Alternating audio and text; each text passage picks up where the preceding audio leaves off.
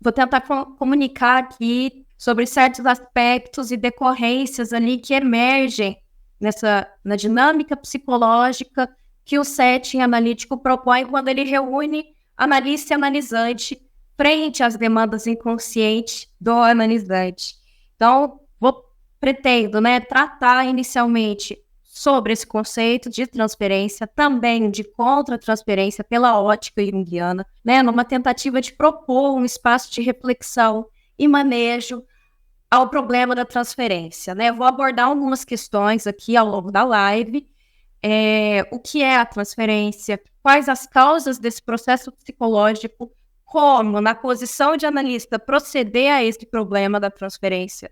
Também na contra-transferência, e se a questão final tem a ver com o título dessa comunicação, o sucesso da clínica, ele vai depender desse emergir da transferência, e aí a gente vai ver uma abertura ao humano no pensamento crítico junguiano.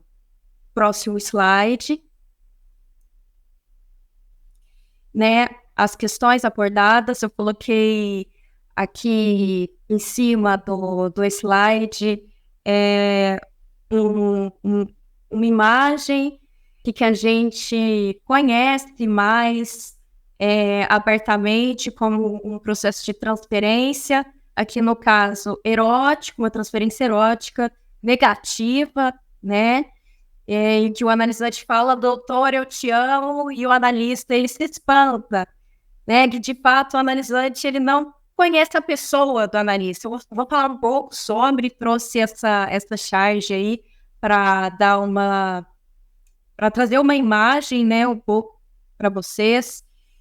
Bom, passando para a primeira questão,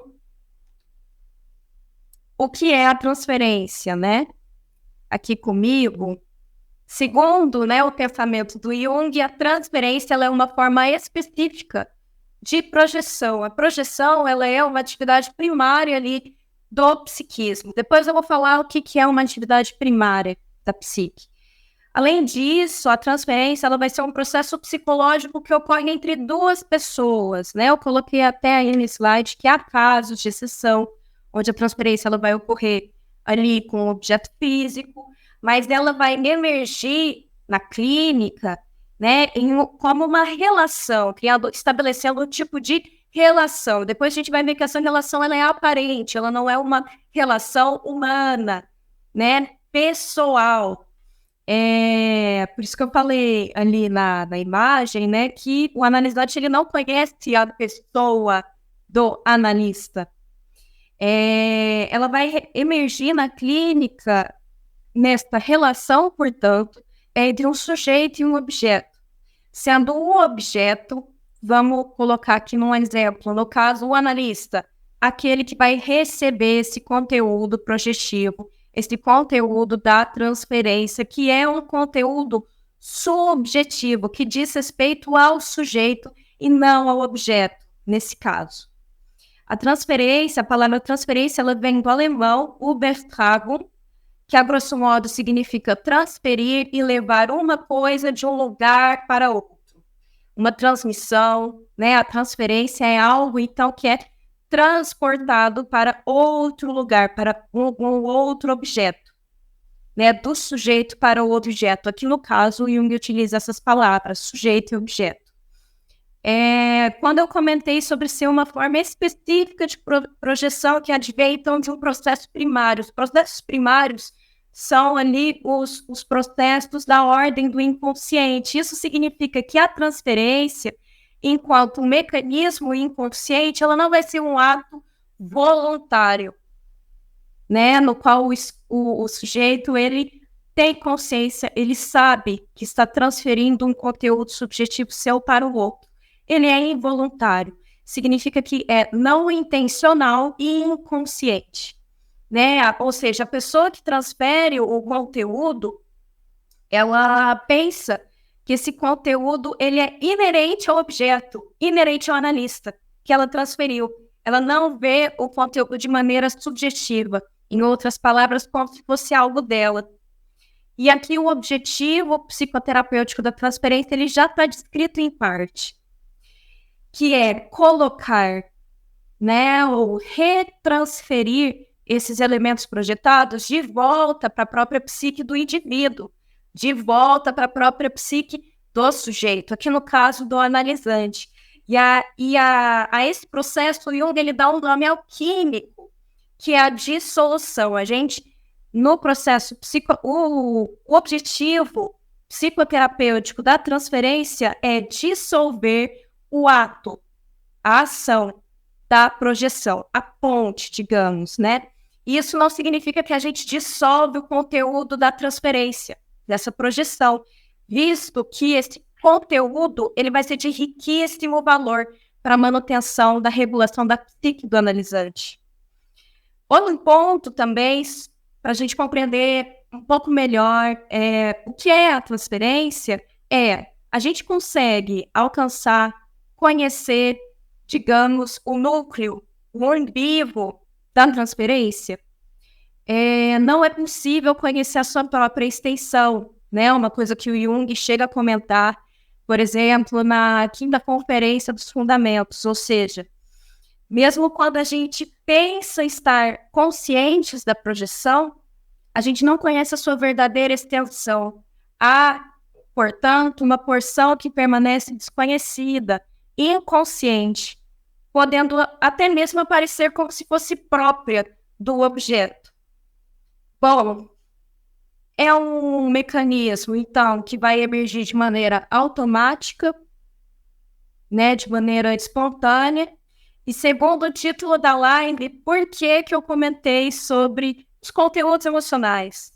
Né? Esse processo psicológico ele tem uma característica emocional, como o Jung diz, uma natureza emocional, em que o conteúdo que é transferido, a representação disso transferida, ela vai carregar um grau de emoção que pode ser devastadora para o sujeito que sente, ou seja, ela tem alta carga emocional involuntária que se adere ao ego, e quando ocorre a transferência, a existência emerge um laço emocional difícil de ser desfeito, que exerce essa influência forçosa, compulsória ao sujeito, ao objeto. Que ele pensa que essa característica é inerente ao objeto, mas que de fato diz respeito a ele mesmo. Então, portanto, a emoção de um conteúdo projetado que forma essa ligação, que gera, digamos, o que o Jung chama de uma espécie de relacionamento, e é isso que é a transferência. E aí que esse laço, a transferência, ela pode ser negativa ou positiva. Né? Aí eu coloquei na charge um exemplo negativo da transferência, né? Mas também há casos e laços emocionais positivos, né? Então, elementos do inconsciente providos de forte carga emocional, de uma certa, então, quantidade, né? Independente ali do conteúdo qualitativo. Outra questão do Jung, não há só um tipo de transferência negativa, um tipo de transferência positiva, há uma infinidade de possibilidades, tudo pode ser transferido, basta ser, né, digamos, ativado no inconsciente. E isso inclui também arquétipos que podem aparecer projetados, né?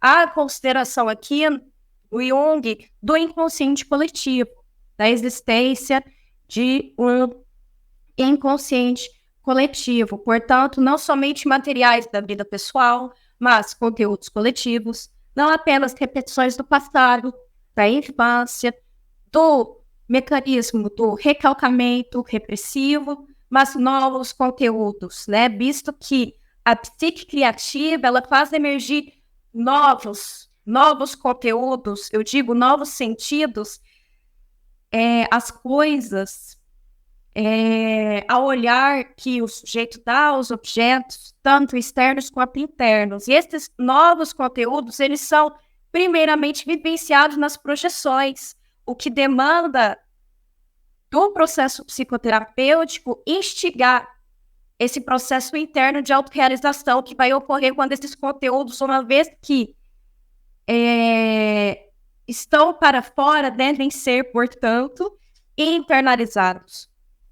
É uma situação complexa, difícil e delicada, esse processo de internalização ou de dissolução do ato da projeção, mas que pode ser recompensadora, né? Repetindo um pouco, porque esses novos conteúdos auxiliam um processo chamado de autorrealização, esse horizonte do processo da individuação, né? Que é o horizonte ali da psicoterapia junguiana. E outra questão também, há algum valor nesse processo da transferência, mesmo que ela represente um relacionamento aparente. Agora eu vou explicar por que é o relacionamento aparente, segundo a crítica de Jung, né, como por exemplo tratar em breve, porque não é enxergado, ou melhor, diferenciado o eu do outro. O analisante não diferencia, não reconhece que há um outro, né? Há, de certa maneira, uma condensação das figuras. Também o mecanismo de condensação faz parte de uma função primária também do psiquismo, assim como a projeção. Sobre o valor da transferência, o Jung vai falar que a intensidade do relacionamento de transferência ela vai ser equivalente à importância desse conteúdo ao sujeito ou ao analisando.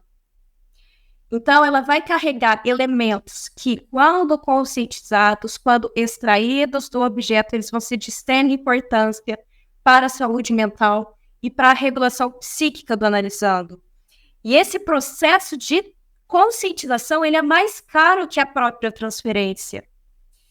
Pois, quando esse elemento retorna ao ego, né, à personalidade do analisante, ele vai ficar em posse de um tesouro, né? O Jung usa essa figura do tesouro. Ele fica em posse, então, de algo valioso, de uma riqueza, digamos. E a transferência, ela pode emergir, né, como uma parcela ali do relacionamento psicológico entre analista e analisando, central para a atividade terapêutica, né? Então, essas camadas da transferência, da contra-transferência, quando aparecem, né? Quando ela emerge como uma parcela, né? Elas são essenciais para serem observadas, interpretadas, sentidas e, se sentidas, identificadas. Então, o fenômeno da transferência, caso ele surja, né, no encontro analítico, no espaço analítico, ele pode dirigir o fracasso ou o sucesso do tratamento. E o auxílio de imagens, como o Jung utilizou as da alquimia para retratar esse fenômeno, podem ser de ajuda para compreender o que é esse processo, né, a partir da premissa básica da psicoterapia junguiana, que é, a de que existem conteúdos inconscientes, que o analista ele está, portanto, diante desses conteúdos, numa tentativa de compreensão, acolhimento desses conteúdos, que podem englobar sintomas, sofreres, conflitos, insatisfações, mas também o núcleo da criatividade, da potência de cura, de alívio, de estímulos, de atividade e de vida, de maneira geral. É uma ocorrência, transferência natural em qualquer relacionamento que se aprofunda, que pode acontecer também na terapia. Não é uma regra, né? Aqui o Jung, ele diverge em certo ponto do Freud, mas o que o Jung mais vê quando ele olha para esse processo psicológico da transferência é que ela possui um propósito. Então, qual é o seu significado? Se ela possui um propósito para emergir na transferência, qual é o significado? E é isso que o Jung pesquisava em torno desse acontecimento, principalmente.